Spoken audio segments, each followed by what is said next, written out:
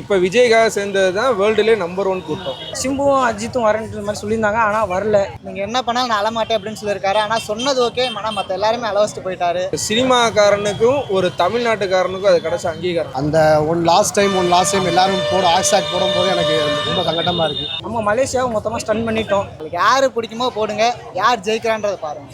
எல்லாமே நல்ல சமூக கருத்துக்கள் நிறையா இருக்கும். நம்ம ஒரு நல்லது செஞ்சோம்னா திரும்ப அது நமக்கே நல்லதாக வந்து கிடைக்கும். இன்னும் யூடியூப்ல விட்டதுமே பாருங்க, எல்லாமே பிளாஸ்ட் தான். அந்த வசூல் ரீதியாக ஏதாவது கொஞ்சம் குறைக்கலாம் அப்படின்னு சொல்லி கூட அவங்க ஐடியா பண்ணியிருக்கலாம். 5 கிலோமீட்டர் வரைக்கும் டிராஃபிக் ஆகி நான் இப்போதான் கேள்விப்படுறேன். மாலிக்னு ஒருத்தவர் முகமது மாலிக்னு சொல்லி அவர்கிட்ட கொடுத்துருக்காங்க.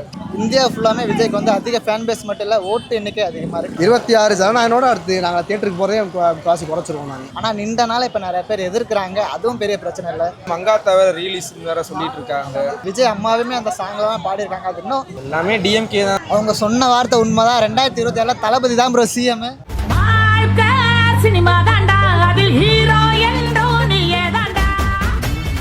ஜனநாயகன் ஆடியோ லான்ச் எப்படி ப்ரோ இருந்துச்சு?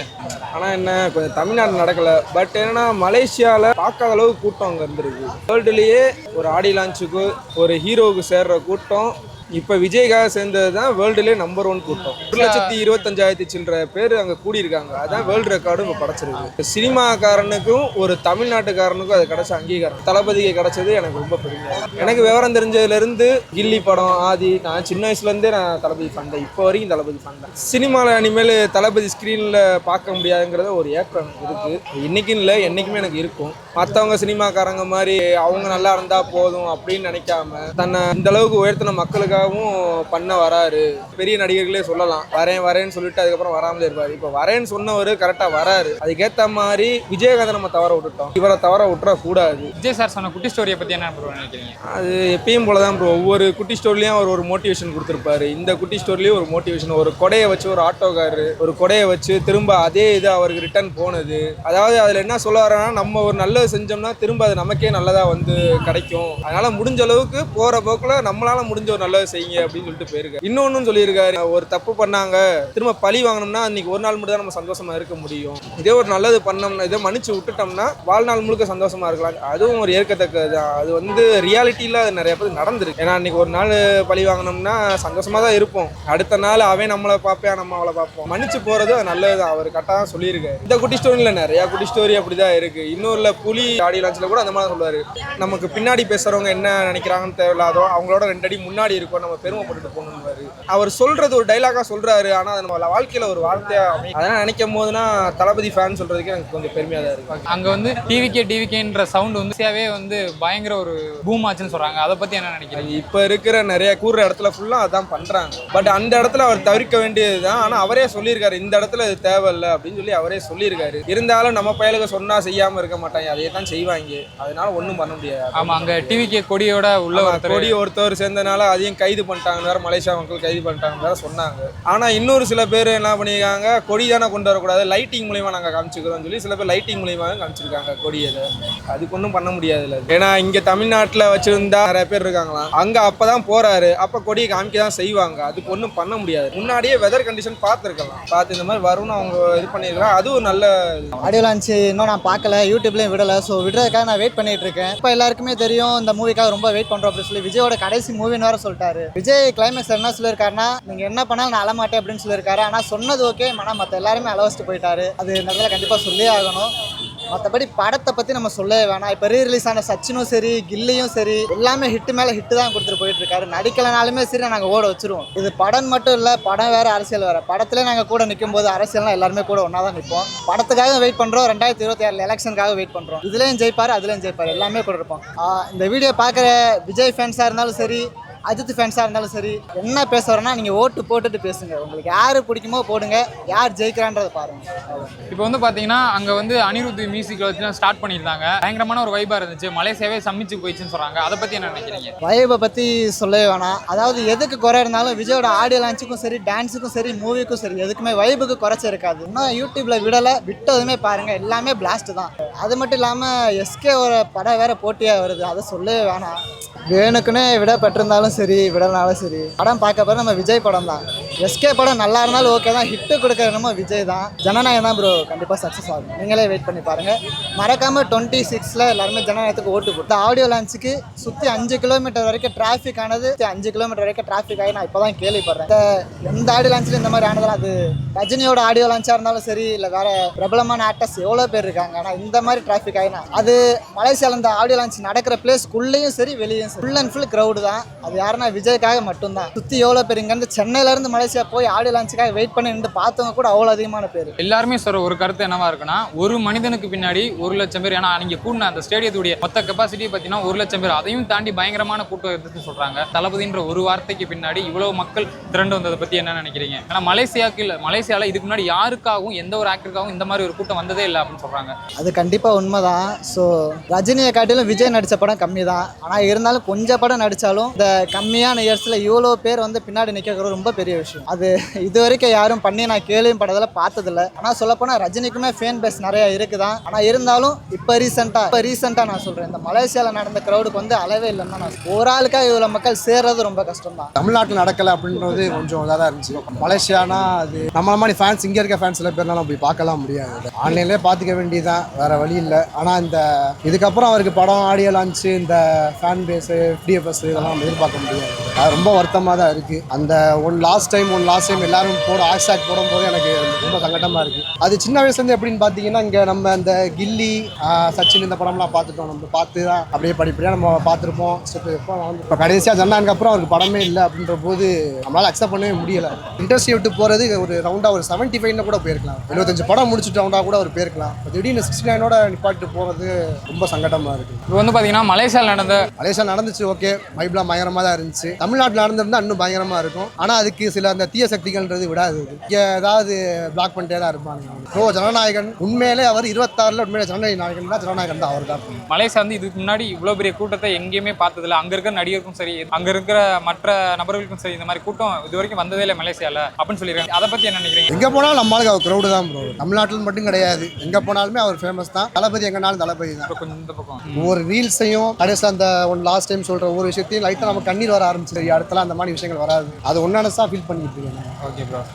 யூடியூப் ரீல்ஸு இந்த ஷார்ட்ஸில் பார்த்த வரைக்கும் நல்லா ரொம்ப கிராண்டாகவே நடந்திருக்கு. சிம்புவும் அஜித்தும் வரன்ற மாதிரி சொல்லியிருந்தாங்க, ஆனால் வரல. ஏன்னு தெரில. அவங்களும் வந்திருந்தாங்கன்னா இன்னும் நல்லா கிராண்டாக இருந்திருக்கும். என்னதான் இருந்தாலும் நம்ம மலேசியாவை மொத்தமாக ஸ்டன் பண்ணிட்டோம். டிராஃபிக்கு எல்லாத்துலேயுமே நம்ம தான் மாஸ் காட்டிட்டோம். ஸ்டேடியமே நல்லா கிராண்டாக இருந்துச்சான். எப்போ வரும்ன்றதை நம்ம வெயிட் பண்ணிக்கிட்டு இருக்கோம். ஃபுல் ஆடியோ லான்ச் பார்க்கறது தான் வெயிட்டிங். இந்த வருஷம் ஜனநாயகனோட தான். Okay bro. ஏன்னா இது வந்து விஜயோடைய லாஸ்ட் மூவி. அதை பற்றி நினைக்கிறேன். எல்லாரும் நினைச்சாங்க அழிவு வச்சிருவாங்க லாஸ்ட் டைமில், அந்த மாதிரிலாம் சொன்னாங்க. இத்தனை வருஷம் வந்துட்டாரு, 40 வருஷம் இருந்துட்டாரு, இன்னொரு கொஞ்சம் வருஷம் போயிருந்தா நல்லா இருந்திருக்கும். இன்னும் லாஸ்ட் மூவின்றாங்க. பார்ப்போம் உடனே அடுத்த அரசியலுக்கு வராரு, என்ன பண்றாருன்னு பார்ப்போம். அப்போ இதுக்கப்புறம் வந்து நீங்க படத்தில் நடிக்கணும்னு நினைக்கிறீங்களா, இல்லை வேணாம் அவர் வந்து அரசியலே போகட்டும்? நான் எப்படின்னா வேணாம்னு சொல்லுவேன், நடிக்கணும் தான் நான் சொல்லுவேன். இல்லை உங்களுடைய விருப்பம் என்ன? படம் பண்ணணும், நீ லியோ 2 வரணும், நீ அடுத்தடுத்த படம் வரணும். எல்சியூக்குள்ள இன்னும் ஜாயின் மூவி இருக்கு, அதுக்கெல்லாம் வருவாருன்னு எதிர்பார்க்குறோம். அவர் என்ன பாதியோட போறாரு, பார்ப்போம் இன்னும் எப்படி நடக்குதுன்னு. திருப்பி வரலாம், வராமலும் போகலாம். தளபதி டான்ஸ் ஆடுறத பார்த்துருந்தேன், நல்லா ஆடி இருந்தாரு. அந்த இதில் இருக்க சாங்கில் வர மாதிரி ஆடி இருந்தாரு. ஆனால் எப்படின்னு தெரியல. நம்ம இன்னும் ஃபுல்லாக ஏதாவது பார்த்தா தான் நம்மளுக்கு தெரியும்.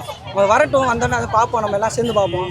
இல்லை படம் வந்தோன்னா நம்ம கிராண்டாக செலிப்ரேட் பண்ணிடுவோம். பயங்கரமான ப்ரொடக்ஷன் வந்து முழுக்க அங்கே மாலிக்னு ஒருத்தவர், முகமது மாலிக்னு சொல்லி அவர்கிட்ட கொடுத்துருக்காங்க. அவர் அந்த இடத்துல பெரிய தொழிலதிபர். அவர் தான் முழுக்க அங்கே ஏற்பாடு பண்ணியிருக்காரு. 5 மாதத்துக்கு முன்னாடியே அந்த கிரவுண்ட் எல்லாமே வாடகைக்கு வாங்கி அங்கேயே ஏற்பாடு ஃபுல்லாக பண்ணியிருக்காரு. விஜயுடைய அவ்வளோ நெருக்கமாக மலேசியாவில் வேற யார் இருப்பாங்கன்னு சொல்ல முடியாது. விஜய் போய் இறங்கினதுல இருந்து மாலிக் தான் உடனே வந்து வரைக்கும் அவர் தான் இருந்திருக்காரு. மாலிக் பத்தி நான் கேள்விப்பட்டிருக்கேன் ப்ரோ. நிறைய தமிழ் ஆக்டர்ஸ் கூட நிறைய இது இருக்கு. ஏன்னா மலேசியால பெரிய தொழிலதிபர், எல்லா தொழிலையும் அவர் கொஞ்சம் லீடிங்ல இருக்காரு.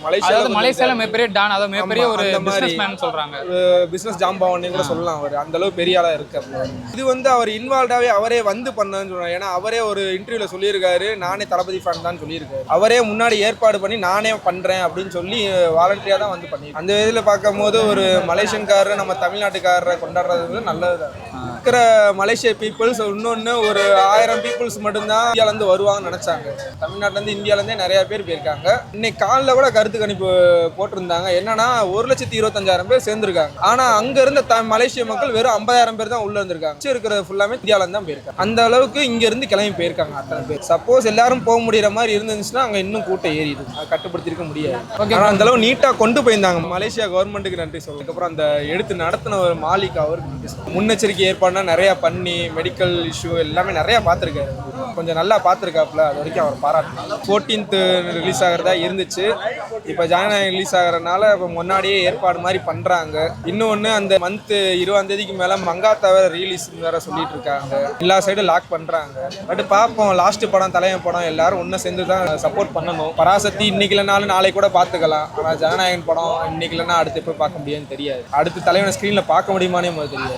எல்லாமே டிஎம்கே தான், சொல்ல முடியாது, இருந்தாலும் மறைமுகமாக எல்லாம் சொல்லிக்கலாம். ஸோ பராசக்தி மூவி பற்றி பல சர்ச்சைகள் போயிட்டு இருக்கு, அதை பற்றி நினைக்கிறீங்க? ஆமாம், அதில் வேற அவங்க கோ ப்ரொடியூசரோ கோ டைரக்டரோ யாரோ திருட்டு கதைன்னு சொல்லி இதை கேஸ் போட்டிருந்ததா பார்த்தேன். அது வேஸ்ட்டு. அரசியல் வந்து அங்கே பேசக்கூடாதுன்னு சொல்லியிருந்தாங்க, ஆனால் விஜய் வந்து நிறைய இடத்துல வந்து அரசியல் கொஞ்சம் மறைமுகமாக பேசியிருந்தா சொல்கிறாங்க. அரசியல்னு கிடையாது ப்ரோ, நடைமுறை தான். அது தனிப்பட்ட முறையில் அரசியலாம் நம்ம சொல்ல முடியாது. நடக்கிற விஷயங்கள்லாம் பேசுகிறாங்க, அது தனிப்பட்ட முறையில் அரசியல் சொல்ல முடியாது.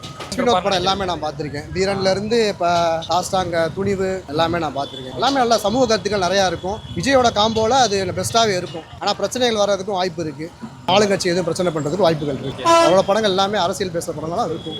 பராசக்தி மூவியை பற்றி உங்களுக்கு தெரியும், சின்ன சின்ன சர்ச்சைகள் போயிட்டு இருக்கு, அதை பற்றி என்ன நினைக்கிறீங்க? பராசக்தினா தான் கதைக்களம் கொஞ்சம் நல்லாவே இருந்தாலும் ஜனநாயகம் தான், அதை பற்றி யாருமே யோசிக்க மாட்டாங்க. இல்லை டேட் வந்து 14லேருந்து 10 மாற்றி வச்சிருக்காங்க, அதை பற்றி என்ன நினைக்கிறீங்க? ஈக்குவலாக வச்சாலும் எந்த ப்ராப்ளம் இல்லை ப்ரோ, ஜனநாயகம் தான் ஜெயிக்கும் ப்ரோ. பயங்கரமான மூவி நடிக்கிறது சிவகார்த்திகேயன் ஒருத்தர் மட்டும் சொல்ல முடியாதுல்ல, ப்ரொடியூசர் இருக்காங்கல்ல, ரெஜன் மூவிஸ் அவங்க சேர்ந்து தானே இருக்காங்க. ப்ரொடியூசர் அவங்க பண்ணுற அரசியல் தானே இருக்கு. மக்கள் என்ன சொல்றாங்கன்னா, அவர் ஒரு பெரிய ஆக்டரா இருக்காரு, அவர் சொல்லியிருந்தா இந்த டேட்டை வந்து மாற்றி வைக்க சொல்லியிருக்கலாம் சொல்றாங்க, அதை பற்றி? இல்லை ப்ரோ, ஒன்னால ஈஸியானதுக்கு மாற்றிட மாட்டாங்க. ப்ரொடியூசர் வந்து ஆளுங்கட்சி, அதனால அதை தூக்கி மாற்றுறதுக்கு வாய்ப்பே கிடையாது. வீமுக்குனே போட்டின்னு தான் விடுறாங்க. அப்போ இதுக்கு பின்னாடி பெரிய அரசியல் காரணங்கள் நிறைய இருக்கு. இருக்கலாம், கண்டிப்பான முறையில் இருக்கலாம். அந்த வசூல் ரீதியாக ஏதாவது கொஞ்சம் குறைக்கலாம் அப்படின்னு சொல்லி கூட அவங்க ஐடியா பண்ணியிருக்கலாம். இப்போ ஜனநாயகன் மூவிக்காக ஈகலாக வெயிட் பண்ணிக்கிறோம். 26 ஜனநாயகனோட அடுத்து நாங்கள் தியேட்டருக்கு போகிறதே காசு குறைச்சிருவோம். நாங்கள் FDFS அந்த டீசருக்காக ஃபர்ஸ்ட் லுக்காக ட்ரெயிலருக்காகலாம் வெயிட் பண்ணிட்டு இருப்போம். அதெல்லாம் எந்த ஒரு விஷயமே நீ அடுத்து இருக்காது. உங்களுக்கு அப்புறம் அந்த விஷயமே நாங்களாம் மறந்துடுவோம். ஏன்னா விஜய் சார் ஒரு சின்ன ஸ்டேட்மெண்ட் விட்டுருந்தாரு, அதாவது நான் என்ன அழுவேன்னு நினைச்சீங்களா, அப்படிலாம் இல்லை, வைப் பண்ணலாம் அப்படின்னு சொல்ற மாதிரி ஒரு ஸ்பீச் கொடுத்துருந்தாரு. அது அவர் தனிப்பட்ட முறையில் ரசிகருக்கு முன்னாடி வெளிக்காட்டணும்னு ஒன்றும் அவசியம் இல்லை.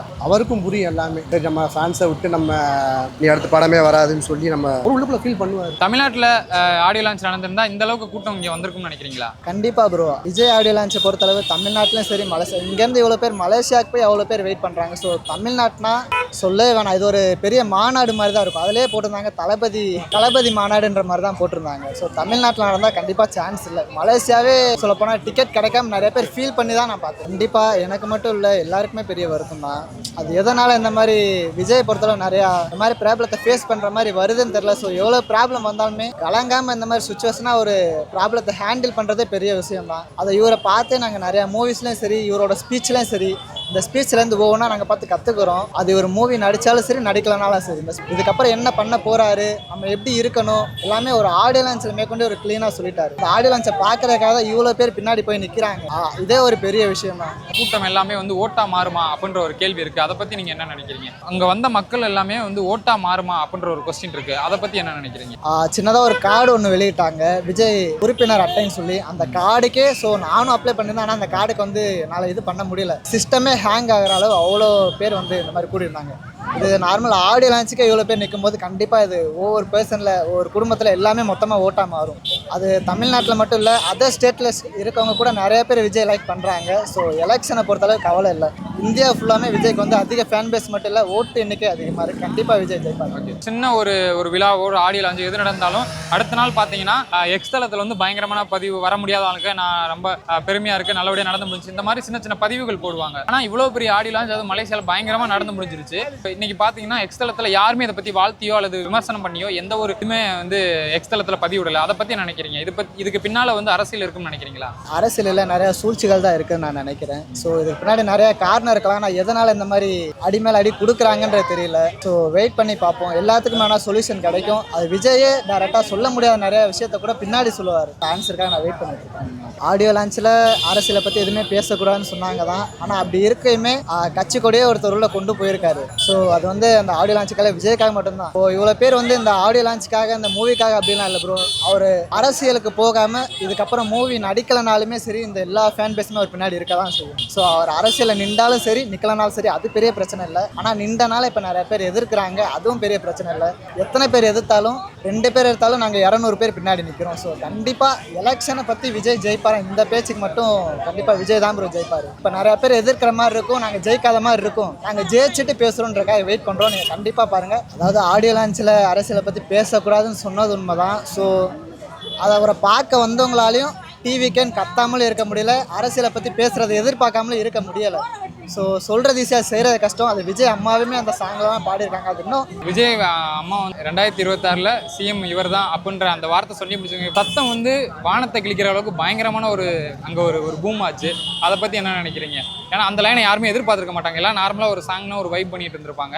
அவங்க சொன்ன வார்த்தை உண்மைதான். 2027 தளபதி தான் ப்ரோ சிஎம். இது யாராலுமே மாற்ற முடியாது, தளபதி தான். ஜனநாயகன் வந்து 9th, அடுத்து ப்ளஸ் பராசக்தி மூவி வந்து 10th வரதா சொல்லியிருக்காங்க. அதை பற்றி என்ன நினைக்கிறீங்க? அந்த கிராஸை பற்றி என்ன நினைக்கிறீங்க? அதுதானா எனக்கு ஒன்றும் புரியல. ஆனால் ரெண்டும் பரவாயில்ல. ரெண்டுமே வந்து ஓரளவு நல்லா சிவகார்த்திகேயன் நல்லா க்ரோயிங் வர ஸ்டார் தான். இப்போ லாஸ்ட்டாக கோட் மூவியில் கூட பண்ணியிருந்தார். நல்லா பார்ப்போம் எப்படி வருதுன்னு பார்ப்போம். ஆனால் ஜனநாயகன் தான் வரும். நல்லா எனக்கு தெரிஞ்ச ஜனநாயகன் தான் அடிக்கும். பந்தய அடிக்கிற ஜனநாயகனாக தான் இருக்கும் கண்டிப்பாக. க்ரௌடு நிறையா சேருது. ஆல்ரெடி இப்போ வேறு கரூரில் வேறு ஒரு இன்சிடென்ட் நடந்துச்சு. அது மாதிரி எதுவும் நடக்காமல் இருக்கிறக்காக மலேசியாவில் மாற்றி வச்சிருக்காங்க. 1,00,000 பேர் குறையாம அந்த ஸ்டேடியத்தில் போடலாம்னு சொல்லியிருந்தாங்க. அதுக்கேற்ற மாதிரி க்ரௌடும் பயங்கரமாக இருந்துச்சு. அதை பற்றி என்ன நினைக்கிறீங்க?